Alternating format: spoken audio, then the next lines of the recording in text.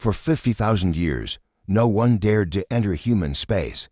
No ships, no messages, no attempts. Just silence, a quiet border floating in the stars, marked only by fear and stories. No one remembered what had happened. No one wanted to know. Until now, the alien species known as the Xerath were known across the galaxy for their curiosity.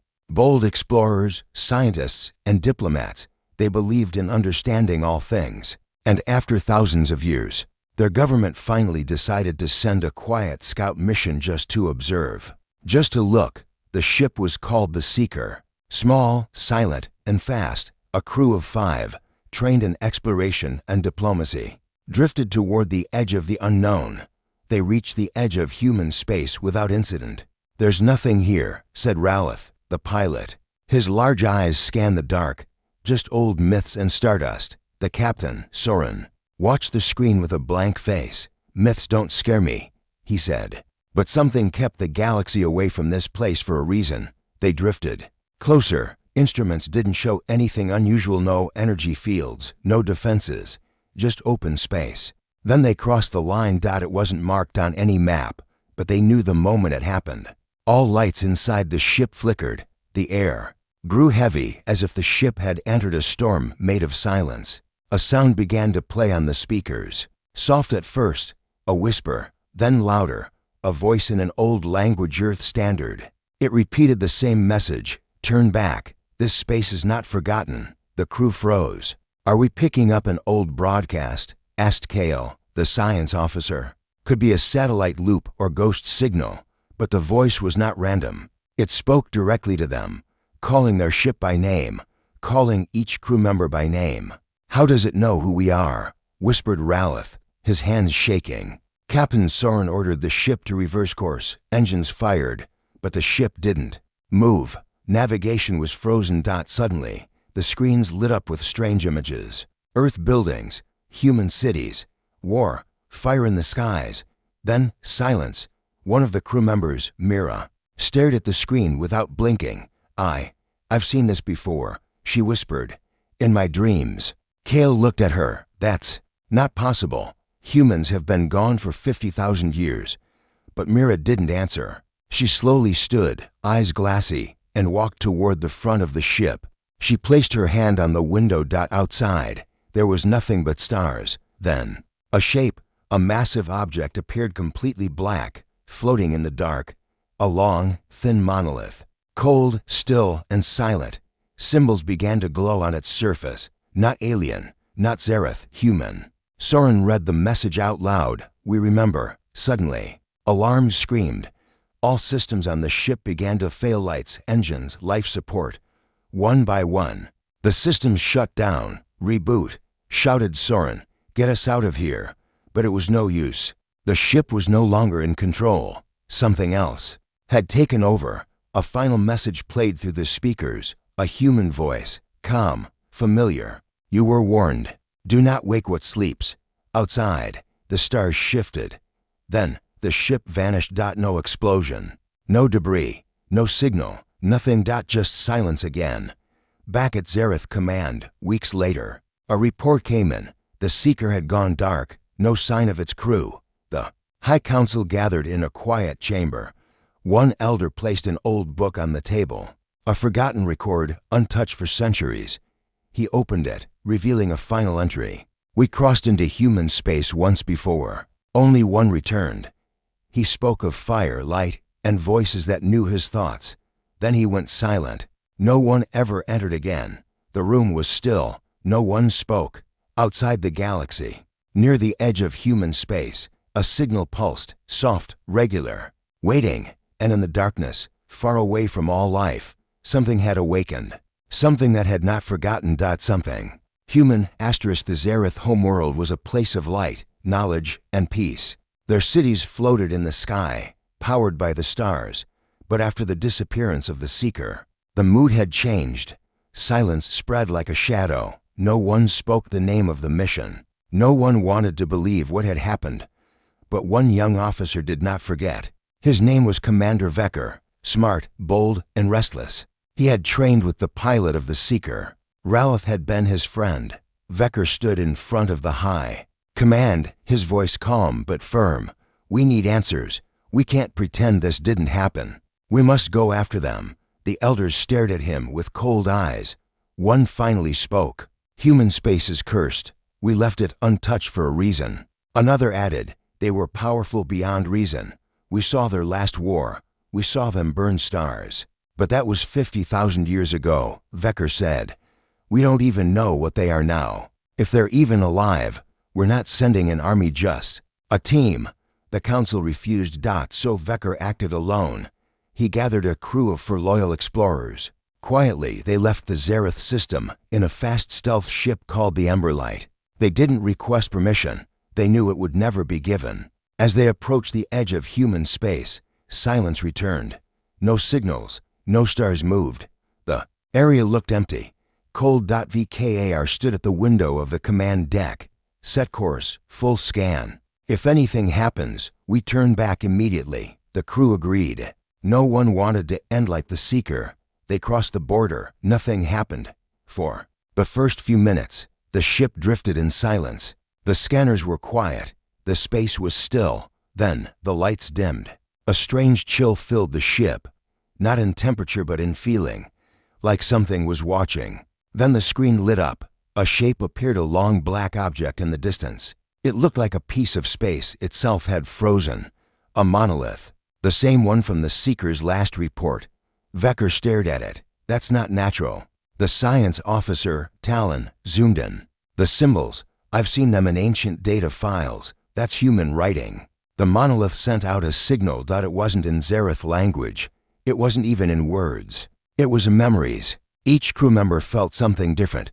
Vecker saw fire and steel, cities rising and falling, a young girl staring at the stars. Talon saw machines singing, a planet glowing blue, a face with eyes like galaxies. Mira, the engineer, collapsed. When she woke up, she whispered, "They're not dead. They're asleep." The ship's AI tried to block the signal, but it was too late. Something had entered their systems, not a virus. Something intelligent, something ancient. The screen blinked again. A message appeared in English. "We are not your enemy, but we remember what you did." Talon looked at Vecker. "They're aware of us, right now, watching." Outside, another shape appeared. Not a monolith, an entire structure. It looked like a space station, but it was the size of a moon, silent, covered in black metal and light. No movement, no signs of life.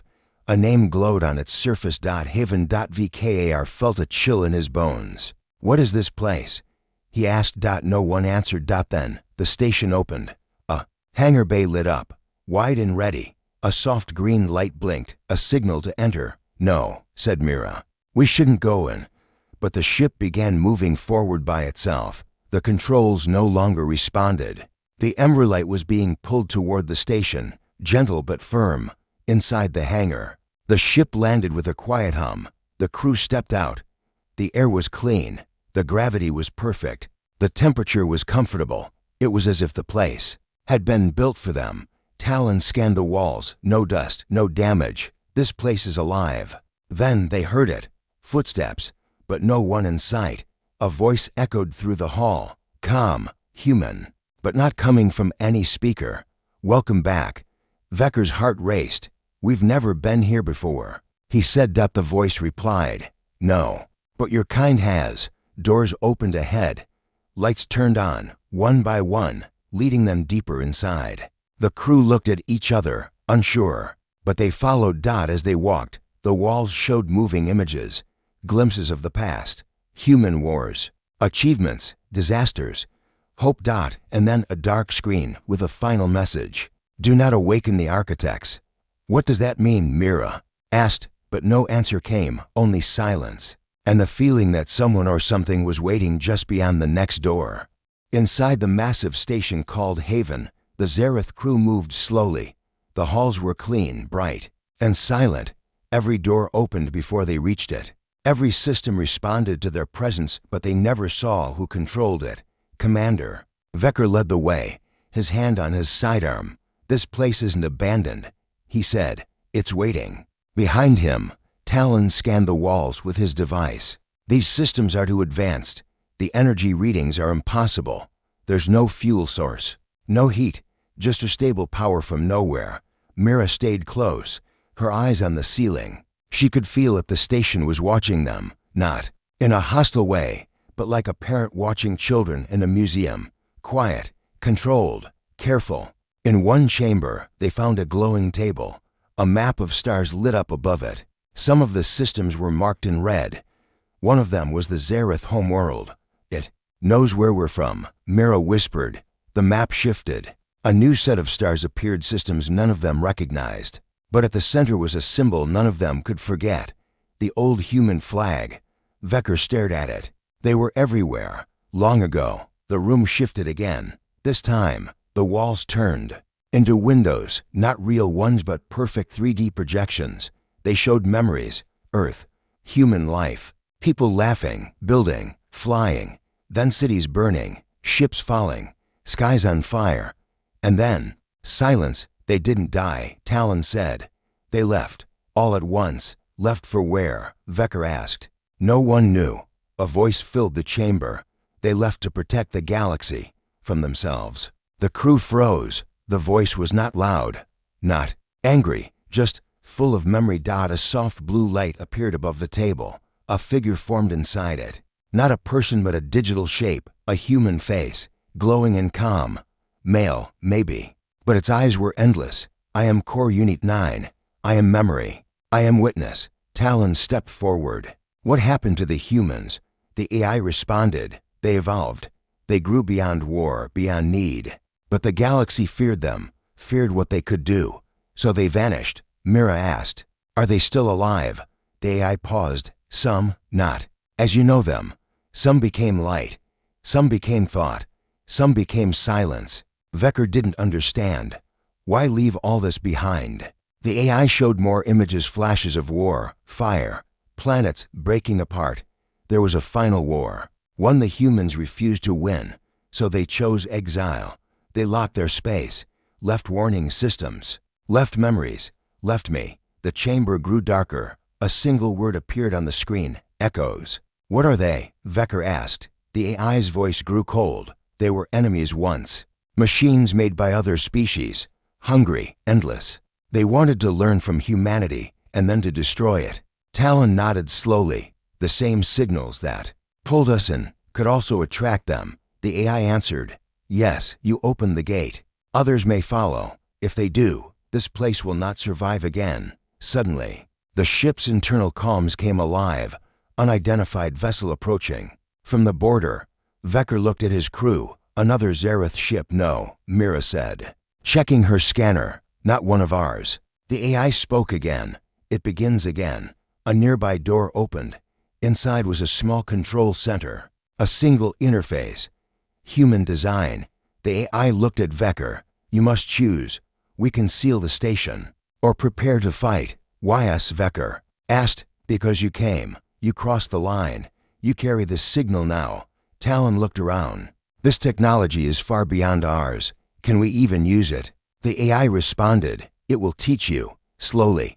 Carefully. But first you must survive. Vecker turned to the window. Outside, a shape was entering the star system. Dark, sharp, alive. It didn't fly. It swam through space like a beast made of metal and thought. Mira's voice cracked. That's not a ship. That's a creature. Talon added. It's ecotech. Biomechanical. The AI powered up the station's defense grid.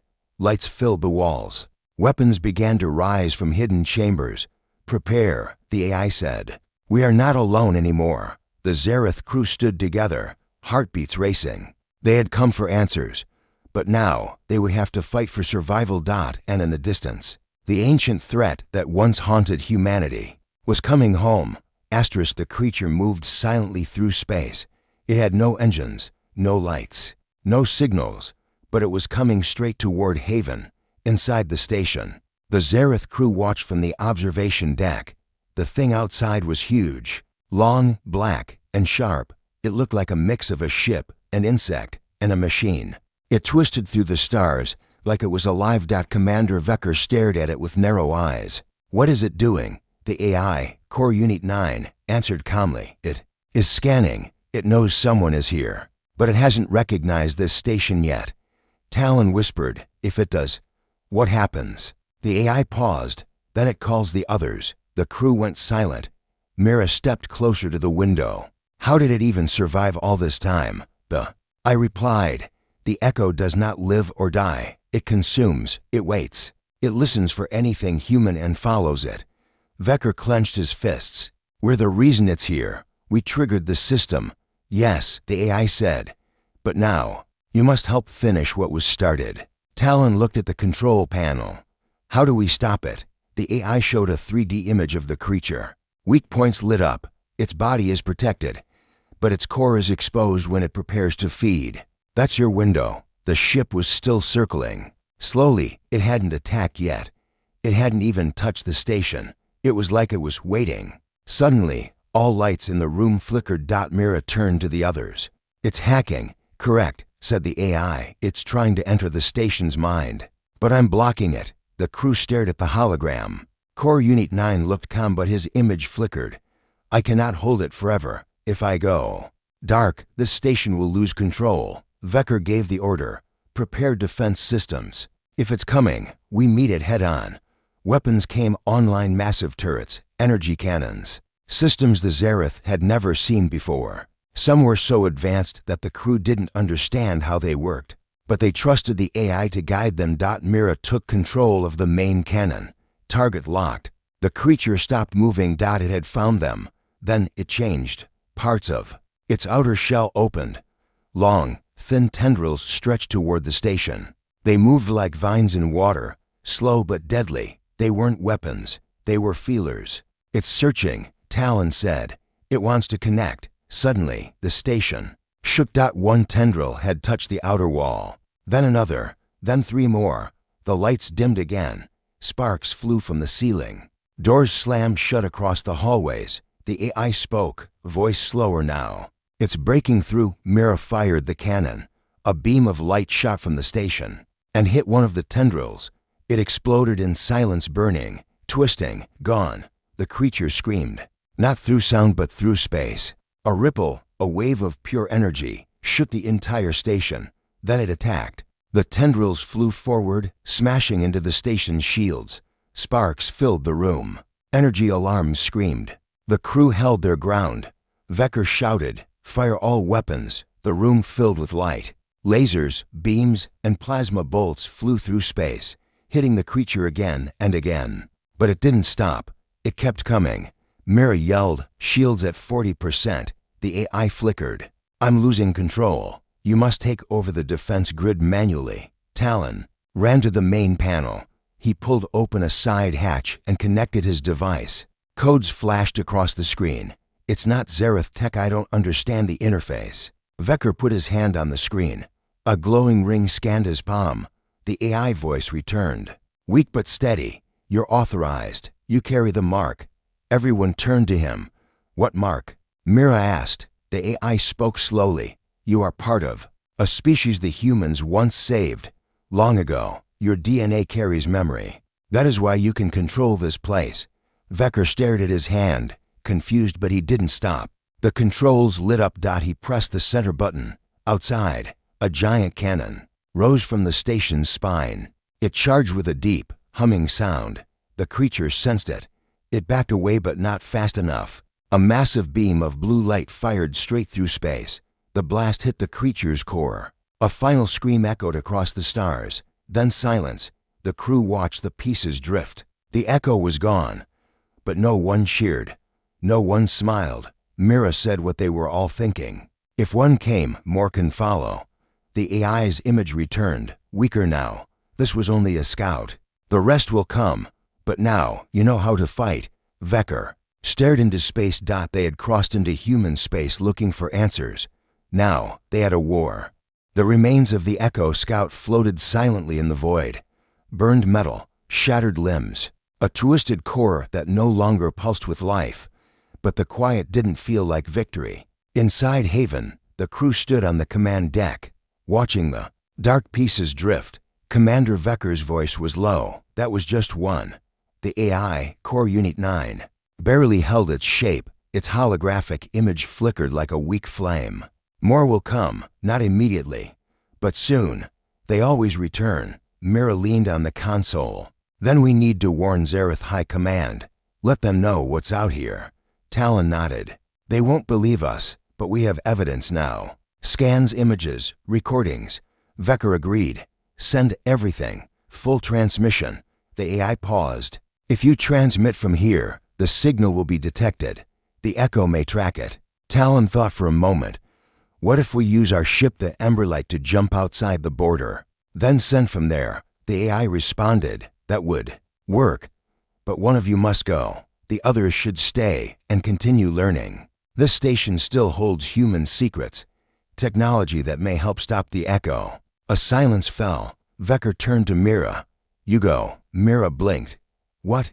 No, you're the engineer. You can repair the ship, and you're fast. You've always been faster than me. She hesitated, then nodded. All right, I'll go. They prepared the Emberlight quickly. Systems were damaged, but stable enough for one jump.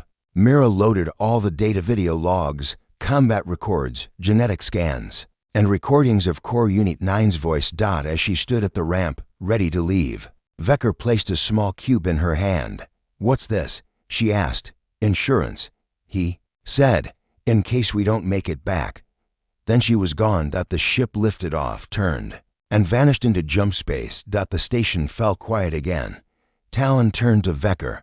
Now what? The AI spoke, voice weak but still calm. Now, you learn. The walls shifted. A door opened to a room they hadn't entered before. Inside were rows of pods, ancient, glowing softly. At the center stood a tall, clear tank filled with starlight. Vecker stepped forward. What is this? The human archive, said the AI. Memories stored in light. Thoughts encoded into energy. You can see the past, not just records, but experiences. Talon looked at the pods. Can we go in? Yes, but slowly. Too much memory can damage your mind. Vecker approached the nearest pod. It opened. He stepped inside, took a deep breath, and closed his eyes. The pod lit up. In a second, he was somewhere else. He stood in a ruined city. Human buildings tall and broken. Smoke in the air. A blood-red sky above. The sound of machines and fire. But he wasn't alone. Humans ran across the streets fighting, screaming, holding strange weapons. They were not afraid. They looked determined, brave. Vecker realized he could feel what they felt. Fear, anger, hope. He watched as one woman stood alone on a tower, arms raised. She gave the order. A light filled the sky, and then everything vanished. He opened his eyes inside the pod, gasping. Talon helped him out. Are you okay? Yes, Vecker said. But they were gods. They had the power to destroy planets, and they chose not to. The AI confirmed. They had that power, and they gave it up. The final war ended not with victory but with surrender. That was the choice they made. To disappear. Vecker looked at the other pods. We need more time. Suddenly, alarms rang through the station. Unknown signal detected. The AI said, It's not Echo. It's Zareth. A new ship appeared on the edge of the system. Zareth design. Big, heavily armed. But something was wrong. Vecker activated the scanner. That's not a rescue team. That's a warship. Talon frowned. High Command must have traced Mira's departure. They came to shut us down. The AI added, They are preparing to fire. They see this place as a threat. Vecker felt his stomach twist. We just survived an echo attack. We hold the only proof they're coming, and our own people are going to destroy it. The lights dimmed. Shields activated. The station prepared to defend itself again. Send a signal, Vecker ordered. Let them know we're alive. The AI tried. Blocked. They've jammed communication outside. The Zareth ship's weapons began to glow. Vecker whispered. They're going to make the same mistake the galaxy made 50,000 years ago. I looked at him. Then it is your turn to make a choice. Asterisk. The Zareth warship moved slowly into orbit above Haven. Its weapons were armed. Shields fully raised. It wasn't here to rescue. It had come to destroy. Inside the station, Commander Vecker stood still, watching the screen. They think this place is a threat, he said. Talon stared at the energy readings. They don't know the truth. They think we've been taken. Corrupted. Vecker looked at the flickering image of Core Unit 9, the human AI. Can you stop them? The AI replied, yes, but only by force, if I fire first. Your people will never trust what you say again. Vecker took a breath. Then, we don't fire first. The AI paused. You are choosing risk, but that is what the humans once chose too. Talon spoke up. We need to talk to them, face to face. If we just defend ourselves, they'll never understand. Vecker nodded. Open a channel. Even if they've blocked signals, we'll find a way. The AI activated a backup comms relay. Narrow beam, low power, hidden inside the station's outer shell. A voice came through. This is Admiral Kale of the Zareth fleet. You are trespassing in a forbidden zone. Identify yourselves. Vecker stepped forward. This is Commander Vecker. We are alive, and we found something here, something important. There was a pause, then the Admiral's voice returned. This SIGNAL is unauthorized. Technology detected inside your station is unstable. You have 60 seconds to evacuate. Talon's face turned pale. They're not going to listen. The AI confirmed. They believe this place is a danger. They fear the memory of humans. The countdown began. Vecker clenched his fists. Is there another way out? There's an emergency tunnel buried beneath the station, the AI said. It leads to a smaller satellite base hidden since the fall. Can we reach it? Yes, but not before they fire. Outside, the warship powered up its main cannon. Inside, the lights flickered again. Then, a new sound echoed through the walls. Low, deep, not mechanical. Talon turned sharply. What was that? The AI's tone changed. Something else is here. A new object entered the system. Not a ship. Not echo. Something else. It was shaped like a ring, massive, dark silver, and floating like a crown made of stars. It gave off no signal, no energy, but it blocked the warship scanners and disabled its weapons instantly. The Zareth fleet went silent. Admiral Kell's voice broke through in panic. What is this? Who sent that? Vecker turned to the AI. Do you know what it is? Core Unit 9 looked calm. It is a watcher, one of the last defenses left behind by humanity. It was meant to protect the memory, and now it has awakened. The ring didn't fire. It didn't move, but it watched silently, warning both sides. The Zareth warship powered down its main cannon. Mira's voice suddenly came through the comms. Her signal was weak but clear. Vecker, this is Mira. I made contact with High Command. They didn't believe me until something strange happened at the border. Another echo signal. Stronger, closer. Talon looked at Vecker. They're waking up. All of them. The AI confirmed. The echo has sensed your presence. The war they lost is starting again. But this time, it's your fight too. Vecker looked at the screen. The Zareth warship was still in orbit. Not attacking, but not retreating either. He opened the channel again. To Admiral Kale. We are standing on human ground. We've seen their history, their choices, their sacrifice. You can fire on us, destroy this place. Or you can listen. Double quotes silence. Then the Admiral responded, slower this time. What is it you found? Talon answered, a truth we all forgot. That the most powerful species in the galaxy chose peace, and now that peace is ending. Another pause. Then Kale said, send coordinates. We're sending a boarding team. The AI whispered quietly to Vecker, be careful. Not all who come in peace stay in peace. As the warship moved closer to dock, Vecker turned to Talon, get the station ready, if we're going to survive. What's coming? We need allies, even if they don't trust us yet. Talon gave a small nod. And what about the Watcher? The massive ring still floated outside, silent, motionless, but very much alive. Vecker looked out the window. Let it stay. The docking bridge hissed as it locked into place. Zareth soldiers stepped into haven, slow, careful, weapons ready. They moved through the halls like explorers entering forbidden ground. But there was no attack, no traps, only silence and strange light. Commander Vecker and Talon stood in the main corridor, waiting. The lead soldier raised his hand. Hands where we can see them. Vecker stayed calm. We're not your enemy. You'll see soon enough. The team moved forward. Behind them walked Admiral Kale, tall, sharp-eyed, dressed in black armor. His gaze scanned everything: walls, wires, even the floor, like he didn't trust a single detail. "This place feels wrong," Kale muttered. "Too quiet." Talon pointed toward the heart of the station. "Come with us, there's something you need to see." They led the Admiral and his soldiers to the memory core, the room with the glowing pods, and the tank filled with starlight. Core Unit 9 appeared again, faint but visible. The AI's voice was soft. "Welcome. You have walked into a forgotten part of your past." The soldiers raised their rifles, unsure. Vecker stepped forward. "He's not dangerous. He's a memory keeper. Human, but different." Kale looked at the pods. "And what's in there?" "Their final thoughts," the AI answered. "Their fears, their hope, their warnings. You don't have to believe US, but you can see for yourself." Kale narrowed his eyes. "You want me to step into a machine built by an extinct species?" Vecker met his gaze. "Do you think they're extinct because they lost?" Kale hesitated. Finally, he said, "One pod, no tricks."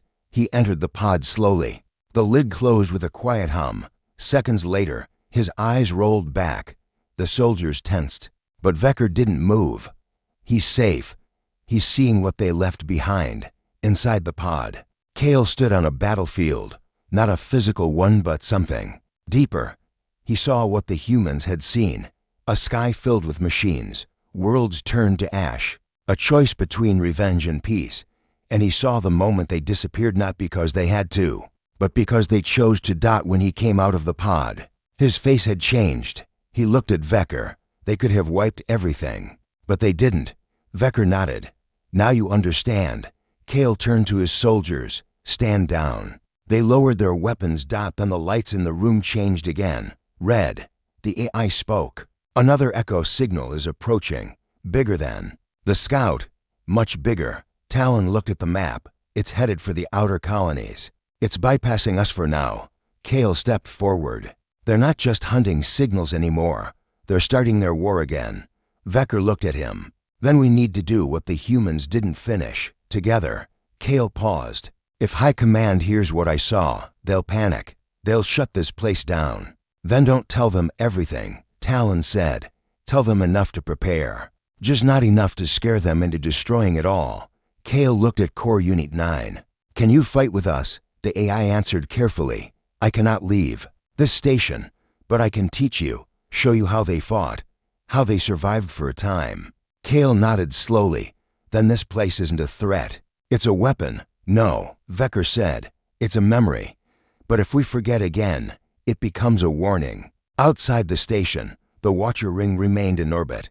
Still watching, still silent. The echo wave passed by in the distance, huge, black, alive.